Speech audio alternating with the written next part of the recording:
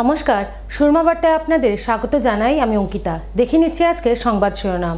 করিমগঞ্জে হাফিজেই ভরসা রাখল কংগ্রেস। শিলচর থেকে প্রার্থী হচ্ছেন সূর্যকান্ত সরকার।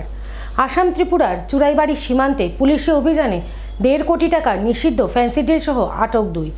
নাগরিকত্ব সংশোধনী আইনে লাভবান হবে না আসামের হিন্দু বাঙালিরা, মন্তব্য সাংসদ সুস্মিতা দেবের। নাগরিকত্ব আইন সংশোধনের নিয়মাবলী দেশ জুড়ে লাগু হওয়া প্রধানমন্ত্রীর প্রশংসায় পঞ্চমুখ বিধায়ক কমলাক্ষ দে পুরকাস্ত। শিলচর রামকৃষ্ণ মিশনে পালিত হল রামকৃষ্ণ পরমহংসদেবের 189তম জন্মতিথি উদযাপন। করিমগঞ্জে হাফিজেই ভরসা রাখল কংগ্রেস। শিলচরে শেষ মুহূর্তে টিকিট হাতিয়ে নিলেন সূর্যকান্ত সরকার। অবশেষে কংগ্রেস আসামে তার প্রার্থীদের নাম ঘোষণা করল। করিমগঞ্জ লোকসভা আসনে পুরনো কংগ্রেসীদের সরিয়ে কমলাক্ষের উৎসাহে কংগ্রেসে আসা বর্ষিয়ান নেতা তথা গুয়াহাটি হাইকোর্টের উকিল হাজিফ রশিদ চৌধুরী, দীর্ঘদিনের কংগ্রেস কর্মী তথা প্রাক্তন মন্ত্রী আবু নাজেম সেলিমউদ্দিন ও প্রাক্তন মন্ত্রী মুক্তাদির চৌধুরীর পুত্রকে টেক্কা দিয়ে কংগ্রেসের টিকিট হাতিয়ে নেন তিনি। বর্ষিয়ান এই সংখ্যালঘু নেতার টিকিট লাভের পর থেকেই তার কর্মী সমর্থকদের মধ্যে উৎসাহের বাতাবরণ সৃষ্টি হয়েছে। এদিকে শিলচর লোকসভা আসনে কাল পর্যন্ত নৈরতা জয়শুক্লকে নিয়ে চর্চা হলেও শেষ মুহূর্তে টিকিট বাগিয়ে নেন একসময়ে কংগ্রেস ত্যাগী তথা প্রাক্তন সুস্মিতা ঘনিষ্ঠ সূর্যকান্ত সরকার টিকিট লাভ করতে সক্ষম হন। Now I am going to announce the candidates which had been cleared by the Central Election Committee of the Congress Party. Assam, Kokrajhar ST, Garjan Mashari. Assam, Dubri, Rakibil Hussain. Assam, Barpeta, Deep Bayan. Assam, Darang Udalguri, Madhav Rajbanshi. Assam, Guwahati, Srimati Meera Barthukar Goswami. Assam, Dipu, Joyram Engling. Assam, Karimganj, Hafiz Rashid Ahmad Chowdhury. Assam, Silchar, Surjaya Kant Sarkar. Assam, Nagaon, Pratyut Bardoli. Assam, Kazringa, Srimati Rosalina Turki. Assam, Sonitpur, Premlal Ganchu.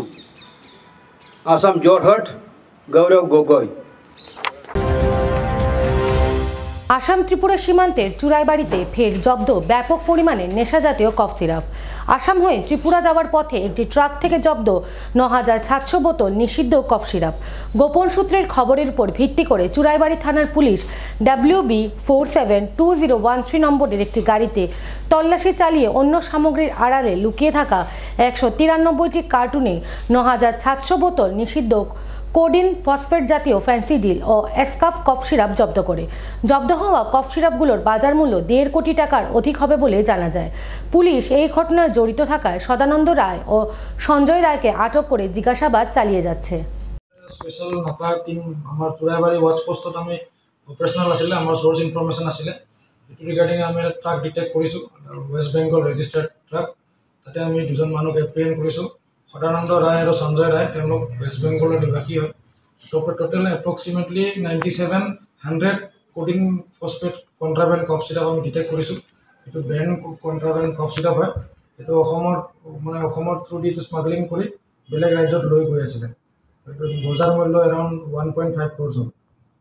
আমি apprehend কৰিছো সদানন্দ ৰায় আৰু সঞ্জয় ৰায়। তেওঁলোক West বেংগলৰ নিবাসী হয়। নাগরিকত্ব সংশোধনী আইন লাগু সম্পূর্ণরূপে বিজেপি রাজনৈতিক অস্ত্র বলে মন্তব্য রাজ্যসভার সাংসদ সুস্মিতা দেবের। আসাম নয়, পশ্চিমবঙ্গের ভোটের দিকে লক্ষ্য রেখে লোকসভা নির্বাচনের প্রাক মুহূর্তে এই আইন লাগু করেছে বলে দাবি করেন তিনি। পশ্চিমবঙ্গের 6টি লোকসভা কেন্দ্রের মাতুয়া ভোটের জন্য নির্বাচনের আগে সিএএ কার্যকর হয়েছে বলে দাবি করেন সুস্মিতা দেব। তিনি বলেন, সিএএ বিজেপির ভোট ব্যাংক পলিটিক্স। সিএএ নিয়ে আসাম বাঙালিদের কোনো লাভবান হবে না বলেও মন্তব্য তার। সিএএটা আসামের হিন্দু বাঙালিকে টার্গেট করে আনা হয়নি। এটা হলো বাংলার 6টা লোকসভা সিটে মতুয়া ভোটটাকে আনার জন্য করা হয়েছে। যখন সিএএ এর ফর্মটা বেরোবে ওইটার মধ্যে একটা কলম থাকবে যে বাংলাদেশের কোন গ্রাম থেকে এসছেন আর 14 ডিসেম্বরের আগে কোন ডেটে এসছেন। তো হিন্দু বাঙালিরা, যেহেতু হিন্দুদের জন্য বিজেপি বলছে, হিন্দু বাঙালিরা কি ফর্মে লিখে দিবে? সবাই তো এনআরসির ফর্ম ভরে নিয়েছে, মানে কি ওরা দাবি করছে ওরা সিটিজেন। এখন কার, আমি তো চাইছি কার রুলটা আসছে যখন হিন্দু বাঙালিরা ফর্মটা ভরবে কেউ লিখে দিবে নাকি যে আমি এনআরসিতে মিথ্যা কথা বলেছিলাম আর এখন আমি লিখছি আমি বাংলাদেশ থেকে এসছি আর বাংলাদেশের এই গ্রাম থেকে এসছি আর এত তারিখ এসছি, মানে ওরা কেউ অ্যাডমিট করবে ওরা foreigner. CAA it is simply a political tool, এটা একটা রাজনৈতিক অস্ত্র ফর ভোট ব্যাঙ্ক পলিটিক্স। আসামে আমার মনে হয় না, হ্যাঁ আমার মনে হয় না যে সিএএ নিয়ে, আমার মনে হয় না সিএএ নিয়ে অমিত শাহর আসামের কোনো হেডেক আছে। Is more focused on Bengal, Matua ভোটটার উপরে এটা ইনফ্লুয়েন্স করছে। আসামে সিএএর কি ইম্প্যাক্ট পড়বে এটা তো বাক্স খুললে বোঝা যাবে। আর আপনি আন্দোলন শব্দটা ইউজ করছেন, আন্দোলন তো বন্ধ করে দিয়েছে আসাম সরকার, বলেছে বন্ধ ডাকলে কত 1600 কোটি টাকার ফাইন দিতে হবে। So CAA according to me কি সিএএ এর উপরে দুবার ইলেকশন হয়ে গেছে, ইউ এগ্রি? সো এখন দেখার মতো হবে এটা আপার আসামে কি ইম্প্যাক্ট হয়, বড়াকে কি ইম্প্যাক্ট হয়, লোয়ারে কি ইম্প্যাক্ট হয়। But let me tell you it is a unconstitutional act. হিন্দু বাঙালিদের আমি এই মঞ্চ থেকে একটা ছোট্ট কি বলবো একটা সাবধান করে দিতে চাই যে ফর্মটা আগে পড়বেন তারপরে ভরবেন।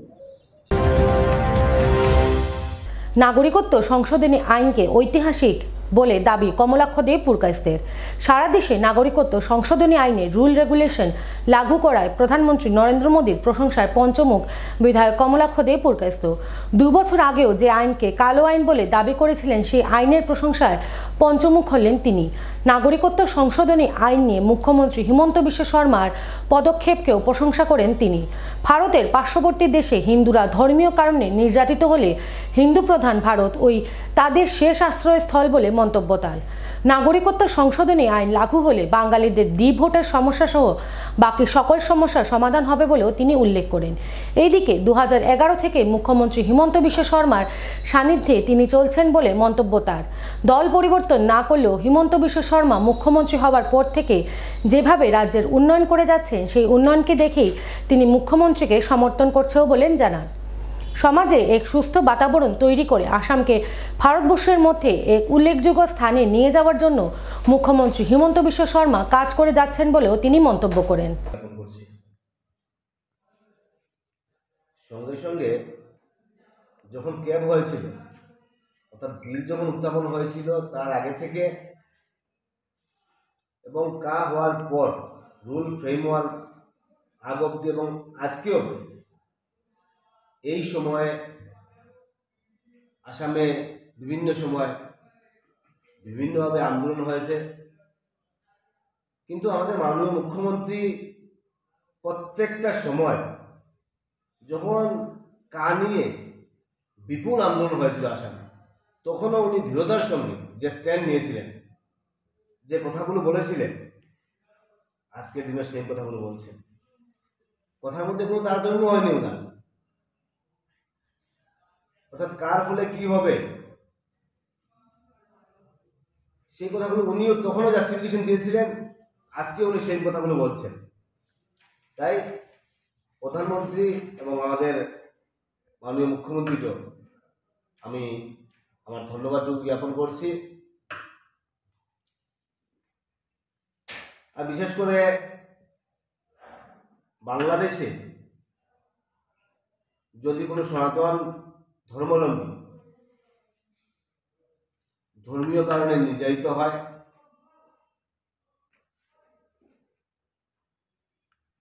তাহলে নিশ্চয়ই আমরা যারা ভারতবর্ষের যারা মানুষ নিশ্চয়ই তার জন্য আমরা খুশি হব না,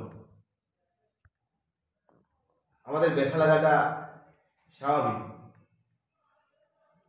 এবং আমি মনে করি যে কোনো ধর্মাবলম্বী মানুষই সেটা খুশি হবে না যখন ধর্মীয় কারণে এই বাংলাদেশ যদি কেউ নির্যাতিত হয়, যদি হিন্দু বাঙালিরা নির্যাতিত হয় তাহলে কোনো ধর্মাবলম্বী মানুষই সেটাতে খুশি হবে না। কিন্তু সেই যে কা হয়েছিল তখন বলা হয়েছে 14-র পর আর কাউকে এখানে আসতে দেওয়া হবে না, সেটাই ফাইনাল কথা। এবং আমরা দেখি যদি তাহলে আমরা দেখব যে এই কার ফলে আজকে ডিপুটারের সমস্যা, অর্থাৎ 14 অবধি যারা এই ভারতবর্ষে এসেছিলেন যাদের ডিপুটার সমস্যা, এই সমস্যাগুলো লাঘব হবে।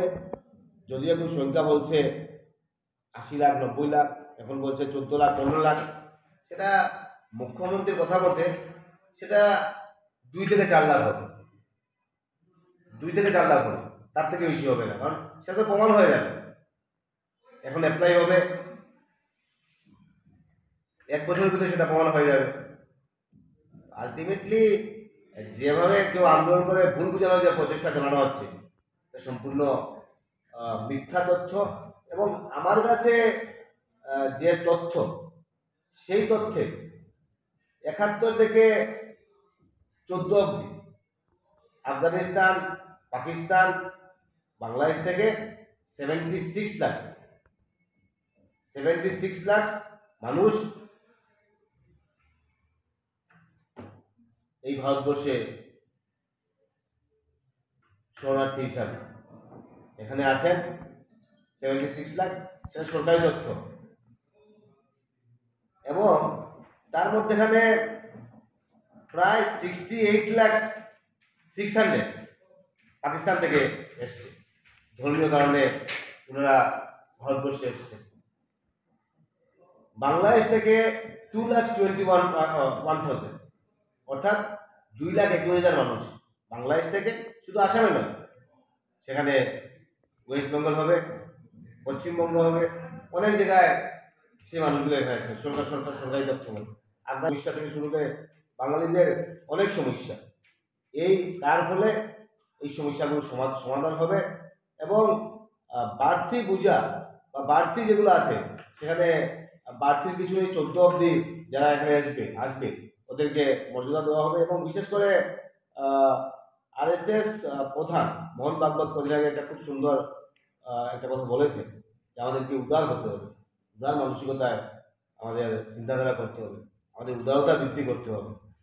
সে যে ধর্মাবলম্বী হোক না কেন, আমরা যত বেশি উদার হব তত বেশি সুষ্ঠু এবং সুন্দর পরিবেশ হবে।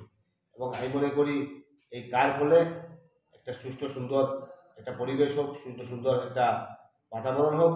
আর বিশেষ করে যে রুল ফ্রেম করা হয়েছে, এই বিলটা তো এই একটা তো একটা ঐতিহাসিক অ্যাক্ট একটা, এবং যে রুল এখানে ফ্রেম করা হয়েছে সেই রুলগুলো প্রত্যেকটার মধ্যে ঠিক আছে, আমি দেখছি কোনো সেখানের মধ্যে কোনো ইয়ে নেই। কিন্তু একটা জিনিস আছে, schedule 1, schedule A1, schedule B1, অর্থাৎ বাংলাদেশ থেকে যারা এসেছিল তাদের প্রায় কতটা নথি সেখানে দেওয়া হয়েছে। সেই ব্যাপারে সামান্য হয়তোবা কিছু একটা ইয়ে রাখতে পারে, সেটা মুখ্যমন্ত্রীর সঙ্গে আলোচনা করলে যাতে সেই জিনিসটা সলভ হয়। এবং আমি মনে করি তার ফলে আমাদের দীর্ঘদিনের সমস্যার সমাধান হবে। আর ব্যক্তিগতভাবে আমি শুধু একটা কথাই বলবো, যে সেটা আমার ব্যক্তিগত কথা, 1997 আমি করিমগঞ্জ কলেজের GS হই, এবং তারপর থেকে ছাত্র রাজনীতি করি, গৌতম রায়ের স্নেহধন্য হই। এবং গৌতম রায় মহাশয় কাজকর্ম থেকে অনেক ক্ষেত্রে মানুষকে সাহায্য সহযোগিতা করতে পারি। পরবর্তী সময়ে মাননীয় তখন মন্ত্রী ছিলেন, উনি আমাকে টিকিট দিয়েছেন। এবং তার আগ থেকে আমাদের বিশেষ করে প্ল্যানিং অ্যান্ড ডেভেলপমেন্ট মিনিস্টার ছিলেন আমাদের হেমন্ত বিশ্ব শর্মা মহাশয়, আজকের মুখ্যমন্ত্রী, পরবর্তী শিক্ষামন্ত্রী। 11 থেকে ওনার সান্নিধ্য লাভ হয়, ওনার সঙ্গে কাজ করি, অনেক সাজেশন দেন, এবং ওনাদের সাজেশন মধ্যে অনেক কাজ করি। হয়তোবা শূন্যতে তার আগে উনি বিজেপিতে উনি চলে গিয়েছিলেন। যাক, ইদানিংকালে দেখেছি যে আমাদের মাননীয় মুখ্যমন্ত্রী যেভাবে আসামের উন্নয়নের জন্য কাজ করছেন, তো বিশেষ করে ওনাকে সাপোর্ট করার উদ্দেশ্য হচ্ছে কি, যে বিগত প্রায় 3 বছরের মধ্যে প্রায় 8-9 মাস তার মধ্যে কোভিডের জন্য চলে গেল। এই কম সময়ের ভিতরে একদম টার্গেট দিয়ে কাজ করার যে একটা মানসিকতা, এই ব্রিজটা অমুক দিন স্যাংশন হয়েছে, অমুক দিন টেন্ডার, অমুক দিন কাজ শেষ হবে, অমুক দিন উদ্বোধন হবে, এই যে একটা মানসিকতা, এই যে একটা রুটিন মাফিক কাজ করা, আমি মনে করি আসামের ইতিহাসে আর এর আগে কোনোদিন রুটিন মাফিক সেভাবে কাজ হয়নি। রুটিন দিয়ে কাজ করা আসামকে আমাদের ভারতবর্ষের বুকে একটা প্রতিষ্ঠিত রাজ্যে রূপান্তরিত করার জন্য মুখ্যমন্ত্রীর যে প্রচেষ্টা, আমি মুখ্যমন্ত্রীর সঙ্গে আছি। সামনের দিন আসাম এগিয়ে যাক, বরাক এগিয়ে যাক, মানুষের সমস্যার সমাধান হোক। এবং আমার ব্যক্তিগত কথা যে এই মুখ্যমন্ত্রী শুধু মুখ্যমন্ত্রী নন, মুখ্যমন্ত্রী হিসাবে ডেভেলপমেন্ট কাজ করবেন, মানুষের উন্নয়ন কীভাবে সেটা কাজ করবেন।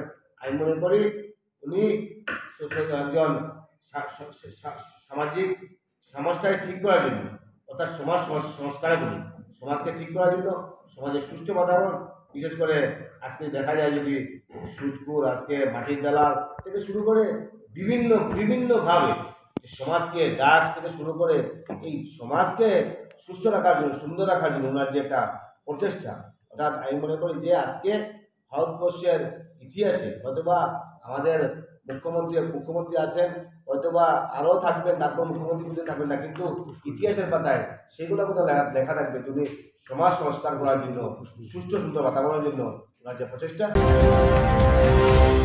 শিলচর রামকৃষ্ণ মিশনে রামকৃষ্ণ পরমহংসদেবের 189তম জন্মতিথি পালন। 12 মার্চ প্রতি বছরের ন্যায় এই বছরও অগণিত ভক্তদের উপস্থিতিতে শ্রী রামকৃষ্ণ পরমহংসদেবের 189তম জন্মতিথি বিভিন্ন ধর্মীয় কার্যক্রমের মধ্য দিয়ে পালন করা হয়। ভোরে মঙ্গলারতি, বেদমন্ত্র পাঠ, জপ ধ্যান, উষা কীর্তন, শ্রী শ্রী চণ্ডীপাঠ, শ্রী শ্রী ঠাকুর রামকৃষ্ণ পরমহংসদেবের বিশেষ পূজা ও হোম, সারাদিনই ভক্তিগীতি, শ্রী শ্রী রামকৃষ্ণ লীলা প্রসঙ্গ পাঠ ও ব্যাখ্যা, বংশীবদন অনুষ্ঠান, ভক্তি সঙ্গীত, ভজন সহ ভক্তদের মধ্যে মহাপ্রসাদ বিতরণ করা হয় শিলচর রামকৃষ্ণ মঠ ও মিশনে। এছাড়াও মঙ্গলবার থেকে রবিবার অবধি 6 দিন ব্যাপী ঠাকুর শ্রী রামকৃষ্ণদেবের জন্মতিথি উপলক্ষে সন্ধ্যারতির পর বাউল সঙ্গীত পরিবেশন করেন কলকাতা থেকে আগত সুকুমার বাউরি ও সম্প্রদায়। শ্রী রামকৃষ্ণ পরমহংসদেবের জীবনী নিয়ে ভক্তদের মধ্যে আলোচনা করেন দার্জিলিং রামকৃষ্ণ মঠ ও মিশনের সম্পাদক মহাতপানন্দজি মহারাজ ও মেখলিগঞ্জ রামকৃষ্ণ মিশন আশ্রমের সম্পাদক গৌরাঙ্গনন্দজি মহারাজ প্রমুখেরা। রামকৃষ্ণ মিশন সেবাশ্রম শিলচর থেকে একটি বিশেষ অনুষ্ঠানের জন্য আজ ভগবান শ্রী শ্রী রামকৃষ্ণ পরমহংসদেবের শুভ জন্মতিথি 28শে ফাল্গুন 1430 বাংলা 12ই মার্চ 2024 সকাল থেকে বিভিন্ন অনুষ্ঠানের মাধ্যমে পালন হচ্ছে সেই জন্মতিথি। মঙ্গল আরতি ভোরবেলায় শুরু হয়েছিল, বেদমন্ত্র পাঠ, জপ ধ্যান, উষা কীর্তন, চণ্ডী পাঠ, ঠাকুরের বিশেষ পূজা হোম।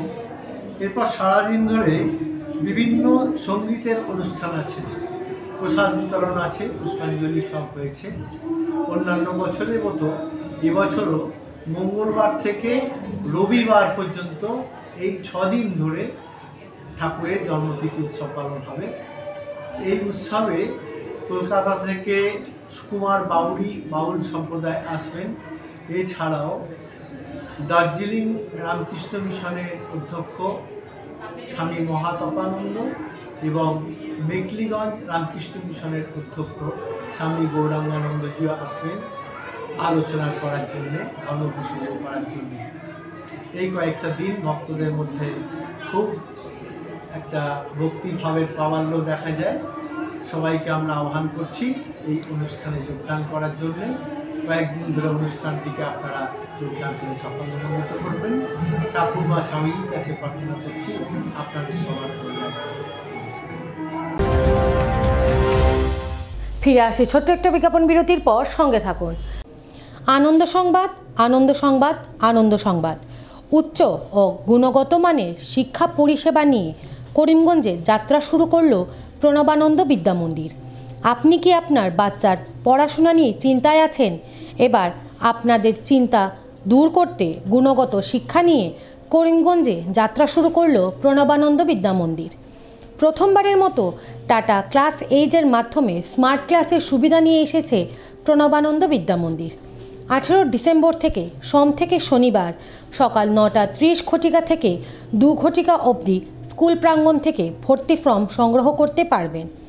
আমাদের ঠিকানা আজাদ সাগর রোড, করিমগঞ্জ। যোগাযোগ নম্বর 7570573632 9859147414। আপনি ঘর বানিয়েছেন, ঘরের রং নিয়ে চিন্তা করছেন? চিন্তার দিন শেষ। করিমগঞ্জের মিশিতা পেইন্টস ডিউলাক্স কোম্পানির বিভিন্ন রকমের রঙের সম্ভার নিয়ে উপস্থিত হলো। বিশ্বাসের অপর নাম deluxe. Let's colour with deluxe. আমাদের ঠিকানা স্টেশন রোড, করিমগঞ্জ, বিশাল মেগামার্টের সম্মুখে।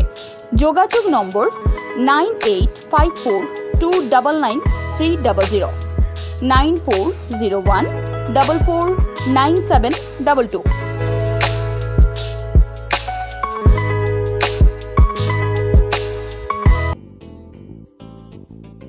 বিভিন্ন আধুনিক ও আকর্ষণীয় টাইলসের সম্ভার নিয়ে উপস্থিত প্রিয়া টাইলস। আপনার ঘরকে অতি সুন্দরভাবে সাজিয়ে তুলতে আজই আমাদের দোকানে চলে আসুন এবং নিয়ে যান অত্যাধুনিক টাইলস। আপনার পছন্দের সব ধরনের টাইলস আমাদের এখানে উপলব্ধ রয়েছে। আমাদের ঠিকানা Chandras plaza, near Vishal Mega Mart, station road, Karimganj. Mobile 9101805530 9957709784।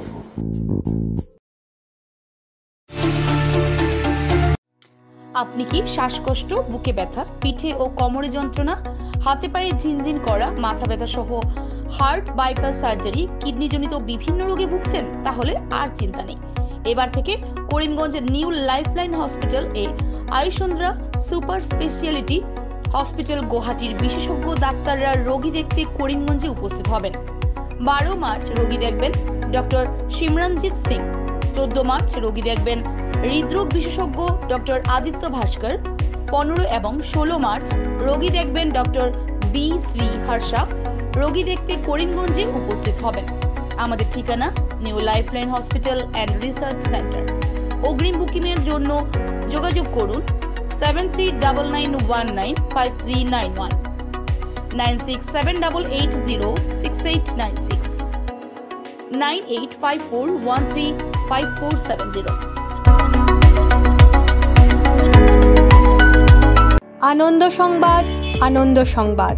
করিমগঞ্জে এই প্রথম 3D সিটি স্ক্যানের সুবিধা নিয়ে এলো Karimganj health city, Banamali road, Karimganj.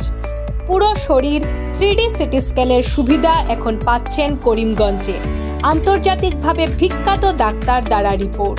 3D city স্ক্যানের জন্য যোগাযোগ করুন telephone 03843260705, mobile 9678033047। Karimganj health city, Banamali road, Karimganj আপনাদের সেবায় নিয়োজিত।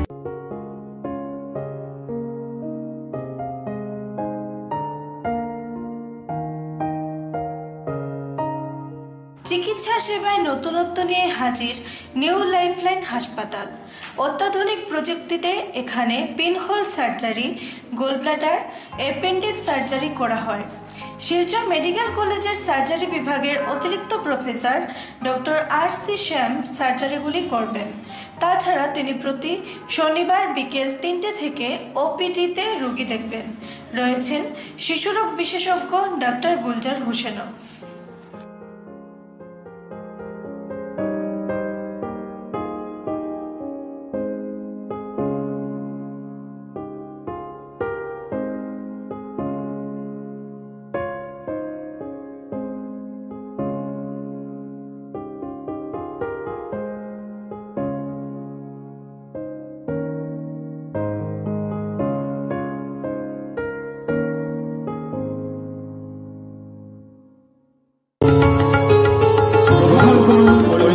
হোলসেল কোঅপারেটিভ স্টোর্স তথা সহযোগীর আন্তরিক অভিনন্দন। করিমগঞ্জ হোলসেল কোঅপারেটিভ স্টোর্সের নিয়ন্ত্রণাধীন স্টেশন রোডস্থ বিভাগীয় বিপণী সহযোগী নতুন উদ্যোগে সমৃদ্ধ হয়ে জনগণের সেবায় এগিয়ে এসেছে। তুলনামূলক কম মূল্যে নিত্য প্রয়োজনীয় দ্রব্য সামগ্রীর যোগান অব্যাহত রাখতে সহযোগী কর্তৃপক্ষ বদ্ধপরিকর। জেলার সমবায় আন্দোলনকে জোরদার করে তোলার ক্ষেত্রে করিমগঞ্জ হোলসেল কোঅপারেটিভ স্টোর্স তথা সহযোগী কর্তৃপক্ষ সকলের আন্তরিক ও সক্রিয় সহযোগিতা কামনা করি। নতুন আঙ্গিকে বাস্তব পরিকল্পনা নিয়ে সহযোগী স্টেশন রোড, করিমগঞ্জ আপনাদের সেবায় সদা প্রস্তুত। আপনি কি পেট সংক্রান্ত সমস্যায় ভুগছেন? চিন্তার দিন শেষ। কলকাতা বিখ্যাত গ্যাস্ট্রো সুপার স্পেশালিস্ট ডক্টর প্রশান্ত দেবনাথ রোগী দেখতে আসছেন জীবনজ্যোতি হসপিটালে। লিভারের সমস্যা, অ্যাসিডিটি, বদহজম, জন্ডিস, পেটে ব্যথা, গ্যাসের সমস্যা, পিত্তথলিতে পাথর, অশ্বরোগ, প্যানক্রিয়াটাইটিস সহ অন্যান্য পেটের সমস্যা দূরীকরণে জীবনজ্যোতি হাসপাতালে কলকাতা বিখ্যাত মেডিকা সুপার স্পেশালিস্ট হাসপাতালের ডাক্তার প্রশান্ত দেবনাথ আগামী 13ই ফেব্রুয়ারি রোগী দেখবেন।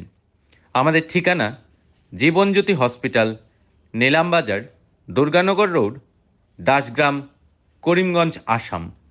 রোগী দেখার তারিখ 13ই ফেব্রুয়ারি 2024। বুকিংয়ের জন্য আজই যোগাযোগ করুন 7637062954 এবং 7637062955 এই দুটি নাম্বারে।